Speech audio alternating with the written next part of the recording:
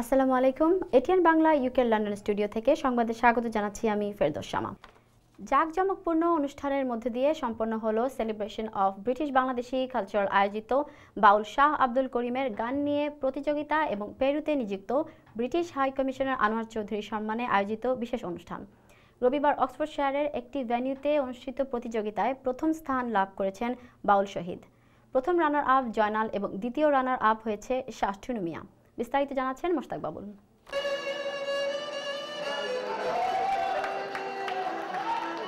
বাউল সাধক শাহ আব্দুল করিমের গানের প্রতিযোগিতা ও বাউল গানের একনিষ্ঠ ভক্ত পেরুতে ব্রিটিশ অ্যাম্বাসেডর হিসেবে দায়িত্ব পেতে যাওয়া ব্রিটিশ বাংলাদেশিদের অহংকার আনোয়ার চৌধুরীকে নতুন দায়িত্বে লন্ডন থেকে বিদায় দেবার এক স্মরণীয় বরণীয় অনুষ্ঠানস্থল অক্সফোর্ডের এনস্টন 5 তারকা হোটেল প্রাঙ্গণ হয়ে উঠেছিল একদিনের জন্য একখণ্ড বাংলাদেশ। বিকেল থেকে গভীর রাত অবধি মোট 18 জন প্রতিযোগীর গান, পরবর্তীতে 10 জন সেমিফাইনালিস্ট ও শেষ বা চূড়ান্ত পর্বের 4 জন বাউল শহীদ, জয়নাল আহমেদ, টুনু মিয়া ও সাজ্জাদ নূরের গান ও ফাঁকে ফাঁকে নাচ সবার নজর কাড়ে।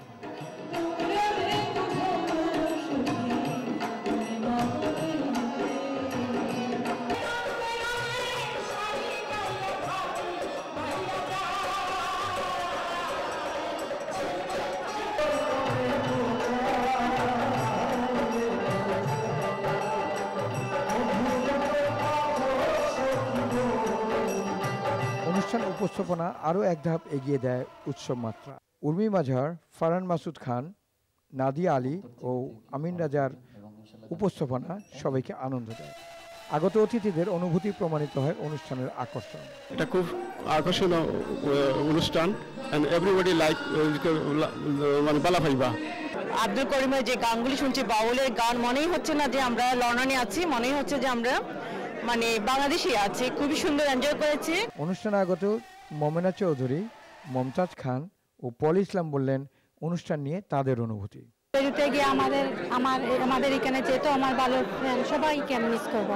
আমার এখান থেকে অনেক মন খারাপ, আসলে বলার আমার কোনো ভাষা নেই। আজকের performance it's excellent. Baul song আর আনোয়ার ভাইয়ের যে প্রেজেন্সটা, it's wonderful. It's a wonderful show today. একটা প্রোগ্রাম হয়েছে যে ইংল্যান্ডের মাটিতে, যে অডিয়েন্সরা ভোট দিয়ে উইনার বানাচ্ছে। এটা unbelievable. Celebration of British Bangladeshi কালচারের এই আয়োজনের দুই স্পন্সর দুবাই প্রবাসী মাহতাবুর রহমান নাসির ও লন্ডন প্রবাসী মনির আহমেদ বললেন এমনতর অনুষ্ঠানের প্রয়োজনীয়তার কথা। শাহ আব্দুল করিমের প্রোগ্রামটা এটা আমি প্রথমবারের মতো দেখছি এবং আমাকে অত্যন্ত ভালো লেগেছে এবং আমি মনে করি আমরা যারা প্রবাসে বসবাস করছি এইরকম একজন শিল্পীর গান সবসময় যাতে প্রচার করা হয়। আব্দুল করিম আমাদের বাঙালির একটা প্রতীক। উনি জীবনদশায় যে গান লিখে গেছেন, একে কেন্দ্র করে মানুষরা বাণিজ্যিকভাবে লাভবান হচ্ছে। এটা আজকের এই সম্মানটুকু বা ওনাকে যে স্মরণ করে এই অনুষ্ঠানটি হয়েছে, আমি মনে করি এটা খুবই প্রয়োজনীয় ছিল। সিওবিবিসির প্যাট্রন কূটনীতিক আনোয়ার চৌধুরী অভিভূত তাকে এভাবে সম্মানিত করা। 500,000 মানুষ আছেন এখানে, 500,000 মানুষ এই দেশে। ওরা আমার একটা এক্সটেন্ডেড ফ্যামিলির মতো। ওরাও আমারে আপনার রিলেট করে যে একটা ফ্যামিলি মেম্বার মতো। আমিও আপনার রাস্তার যে সময় দেখা হয় একটা ফ্যামিলির মতো জিজ্ঞাসা করি কেমন আছে, কি করছেন, এইগুলা। আর এই যে একটা গিফট আপনারা দিয়েছেন আমারে, এইরকম একটা গিফট একটা মানুষের পাওয়া খুব একটা অসাধারণ একটা জিনিস। আর আমি মনে করি আমি খুব একজন লাকি মানুষ যে আপনারা এইরকম ভালোবাসা পাইতেছি আর এইরকম আপনার আদর পাইতেছি। এটা আপনার সবাই পায়। সিওবিবিসির প্রতিষ্ঠাতা সদস্য অন্যতম আয়োজক এটিএন বাংলার প্রধান নির্বাহী হাফিজ আলম বক্স বলেন, ইট ওয়াজ এ ট্রেমেন্ডাস হার্ড ওয়ার্ক। আমরা কমিউনিটিতে যারা আছি, কিছু সংখ্যা আমরা যারা কষ্ট করছি as a volunteers, the fruitful has just came out. সবচেয়ে বড় আনন্দ লাগছে ফর হিজ এক্সিলেন্সি, উনি যে পেরু যাচ্ছেন ওনার সৌজন্যে। The good thing is about it to see the community যে একত্র হয়ে যে সেলিব্রেশন করতেছি, celebrating the British Bangladeshi culture, এইটাই হচ্ছে সবচেয়ে বড় আনন্দ। 18 জনের মধ্যে 17 জনকে পিছনে ফেলে শিরোপা ও নগদ 10,000 পাউন্ড প্রাপ্তি জাজেস নয়, দর্শকরাই শিরোপা তুলে দেয় বাউল শহীদের হাতে। 30 বছর ধরে গান গেয়ে দিলাম ও আজকে প্রমাণ পাইলাম যে আমি 2001 আপনারা গাইয়া মনোযোগ দিতাম পারছি, শান্তি দিতাম পারছি। দ্বিতীয় হওয়া তরুণ অতি সম্প্রতি বৈশাখী স্টার জয়নাল আহমেদ ৩,০০০ পাউন্ড ও ক্রেস্ট পেয়ে অভিভূত তার এই প্রাপ্তিতে। সাহেব গানের কম্পিটিশনে সেকেন্ড হলাম, এটা আমার জন্য একটা স্বপ্ন। অনুষ্ঠানে জাজেস হিসেবে দায়িত্ব পালন করেন বাংলাদেশ থেকে আগত প্রখ্যাত কণ্ঠশিল্পী সেলিম চৌধুরী ও আশি ও লন্ডনের প্রখ্যাত শিল্পীদ্বয় হিমাংশু গোস্বামী ও আলোর রহমান। অসংখ্য অতিথির মাঝে এবং আয়োজকদের মাঝে অন্যতমরা হলেন Azizur Rahman, Mainul Islam, Abdul Munim Sadiq, doctor Sarwar Chowdhury, Siraj Haque, Helal Uddin Khan, Iqbal Ahmed OBE, Enam Ali MBE, ATN Bangla ইউকের MD Sufi Miah, Channel S টেলিভিশনের চেয়ারম্যান আহমেদুজ্জামান চৌধুরী সহ অসংখ্য অতিথি। Mushtaq Babul, ATN Bangla UK. এদিকে বাউল শাহ আব্দুল করিমের গান নিয়ে প্রতিযোগিতামূলক সফল অনুষ্ঠানের পর চ্যারিটি মিউজিক্যাল ইভেন্টের আয়োজন করেছে celebration of British Bangladesh culture. 6 August বুধবার সন্ধ্যায় বার্কিং রোডের এম্পায়ার ভেন্যুতে অনুষ্ঠিত হবে এই ইভেন্ট। এতে শাহ আব্দুল করিম সঙ্গীত প্রতিযোগিতার বিজয়ী শিল্পী ছাড়াও আশিক এবং সেলিম চৌধুরী সঙ্গীত পরিবেশন করবেন। এ বিষয়ে বিস্তারিত জানতে সিও বিবিসি কর্তৃপক্ষের সাথে যোগাযোগের অনুরোধ জানানো হয়েছে। এবারে বাংলাদেশ প্রসঙ্গ। নিজেদের দুর্নীতি ঢাকতে এবং সমালোচনার পথ বন্ধ করতেই সরকার জাতীয় সম্প্রচার নীতিমালার নামে কালা কানুন করতে যাচ্ছে বলে অভিযোগ করেছে বিএনপি। আইন শৃঙ্খলা ও সশস্ত্র বাহিনীর বিষয়ে সংবাদ পরিবেশনের ক্ষেত্রে যে ধারার কথা বলা হয়েছে তা ওইসব বাহিনীর সদস্যদের অপকর্মে উৎসাহিত করবে বলেও আশঙ্কা করেছেন দলটির নেতারা। মঙ্গলবার এক সংবাদ সম্মেলনে বিএনপি নেতারা জানিয়েছেন, ক্ষমতায় গেলে এই নীতিমালা সহ সকল গণবিরোধী আইন বাতিল করা হবে। মইনুল হাসান জানাচ্ছেন বিস্তারিত। বেসরকারি রেডিও টেলিভিশনের জন্য সম্প্রচার নীতিমালার খসড়া মন্ত্রিসভায় অনুমোদনের পরদিনই এ নিয়ে দলের প্রতিক্রিয়া জানাতে জরুরি সংবাদ সম্মেলন ডাকে বিএনপি। দলের নীতি নির্ধারকরা বলছেন, এই নীতিমালার মাধ্যমে মত প্রকাশের স্বাধীনতায় বাধ সাধতে চাইছে সরকার। এটা একটা আসলে সম্প্রচার নিয়ন্ত্রণ এবং দলন নীতিমালা। মত প্রকাশের স্বাধীনতা, জনগণের আন্দোলন সংগ্রাম, সরকারের বাইরের সকল রাজনৈতিক, সামাজিক, পেশাজীবী সংগঠনের বক্তব্য ও সংবাদ এবং গণবিচ্ছিন্ন শাসকদের অপকর্ম ও ব্যর্থতার সমালোচনা বন্ধ করে দেয়াই হচ্ছে এই কালা কানুন তৈরির একমাত্র উদ্দেশ্য। এ সময় সম্প্রচার কমিশন গঠন সহ খসড়া নীতিমালার নানা অসঙ্গতি আর অস্পষ্টতা তুলে ধরা হয়। ওই কমিশন হবে সম্পূর্ণভাবে সরকারের পছন্দের আজ্ঞাবহ লোকদের দ্বারা গঠিত একটি কমিশন, যে কমিশনে বিধি বিধান প্রণয়ন সহ সম্প্রচার মাধ্যম নিয়ন্ত্রণের সীমাহীন ক্ষমতা এবং কর্তৃত্ব থাকবে। আরও ভয়ঙ্কর বিষয় হচ্ছে, ওই কমিশন গঠনের পূর্ব পর্যন্ত সরকারের তথ্য মন্ত্রণালয় কমিশনের সকল ক্ষমতা এবং কর্তৃত্বের অধিকারী হয়ে বসে থাকবে। তার অর্থ হচ্ছে এই যে বেসরকারি সম্প্রচার মাধ্যমগুলিও কিন্তু আজকে আর বেসরকারি নয়, আজকে আর তারা স্বাধীন নয়, তারা সরাসরি সরকারের পূর্ণ নিয়ন্ত্রণে চলে আসছে। গণমাধ্যম কর্মী, সুশীল সমাজ সহ দেশবাসীকে সরকারের এই পদক্ষেপের বিরুদ্ধে সোচ্চার হওয়ার আহ্বান জানানো হয় সংবাদ সম্মেলন থেকে। আজ গণতন্ত্র রক্ষা এবং সাংবাদিকতা ও অবাধ মত প্রকাশের স্বাধীনতা অক্ষুণ্ণ রাখার সংগ্রাম একাকার হয়ে গিয়েছে।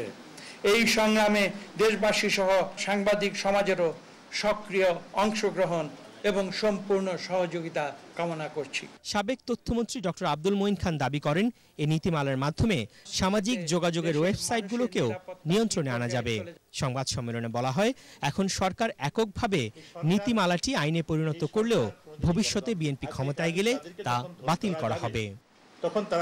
মইনুল হাসান, এটিএন বাংলা, ঢাকা। মুন্সিগঞ্জে পদ্মা নদীতে এমএল পিনাক লঞ্চডুবির ঘটনায় লঞ্চের মালিক শারেং ও সুকানি সহ 6 জনকে আসামি করে হত্যা মামলা দায়ের করা হয়েছে।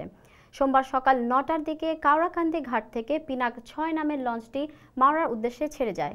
সকাল 10টার দিকে মাওয়া ঘাট থেকে সামান্য দূরে লোহজং টার্নিং পয়েন্টে এসে প্রবল স্রোতের মুখে ডুবে যায় লঞ্চটি। শেখর দীপুর রিপোর্ট। প্রমত্ত পদ্মার কুল জুড়ে এখন শুধু নিখোঁজ মানুষের স্বজনদের আহাজারি। 2 শতাধিক যাত্রী নিয়ে ডুবে যাওয়া লঞ্চের সন্ধানে মরিয়া উদ্ধারকারীরা, চেষ্টারও কোনো কমতি নেই। সকালে ঘটনাস্থলে পৌঁছেছে উদ্ধারকারী আরেকটি জাহাজ নির্ভীক। তবে যে বিষয়টি সবচেয়ে বড় চ্যালেঞ্জ হয়ে দাঁড়িয়েছে তা হলো ডুবে যাওয়া লঞ্চটিকে খুঁজে পাওয়া। সোলার স্ক্যানিংয়ের মাধ্যমে দফায় দফায় লঞ্চের অবস্থান জানার চেষ্টা করা হলেও প্রবল স্রোত এবং ঘোলা পানির জন্য তা ব্যাহত হচ্ছে।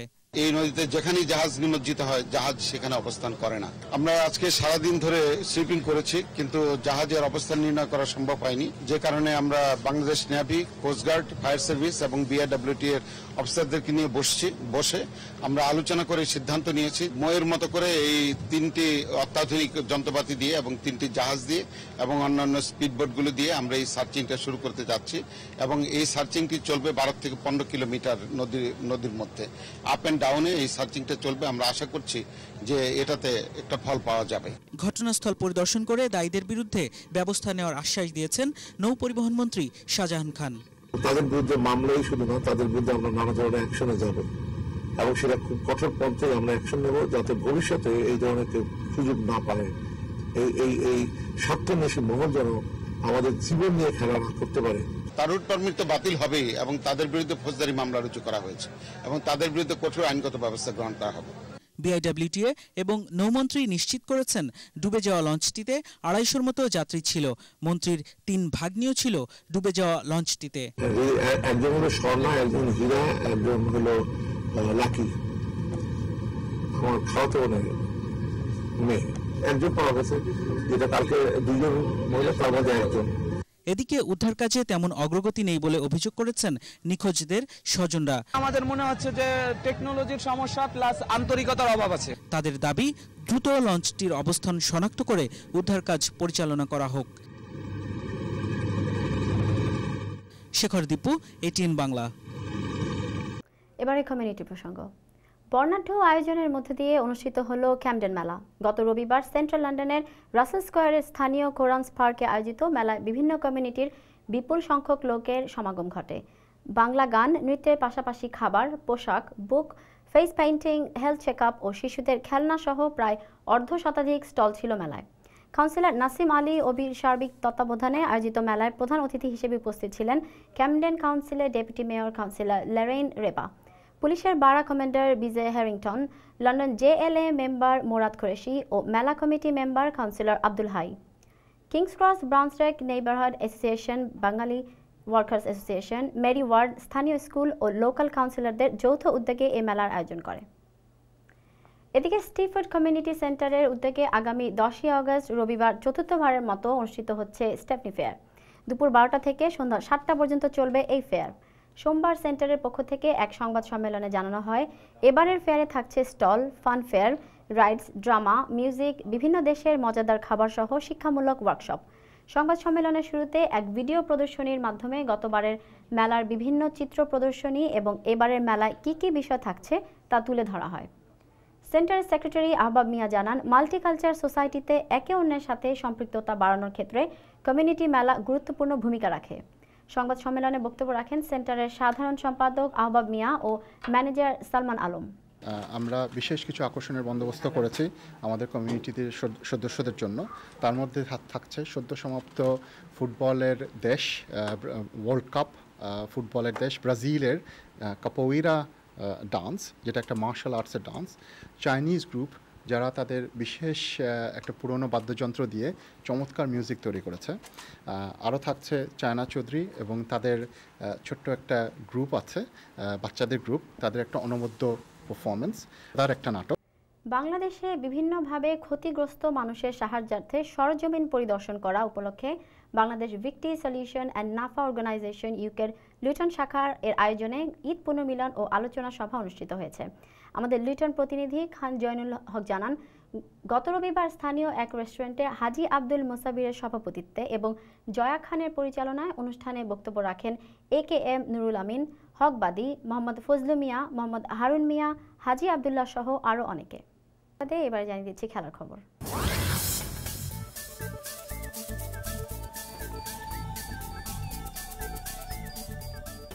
ব্রাজিল বিশ্বকাপে দেশের হতাশাজনক ফলের পর আন্তর্জাতিক ফুটবলকে বিদায় জানালেন স্পেনের তারকা মিডফিল্ডার জাভি হার্নান্ডেজ।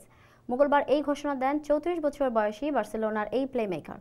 ব্রাজিল বিশ্বকাপটি ভালো না কাটলেও স্পেনের হয়েই জাভির ক্যারিয়ারটা রঙিনই।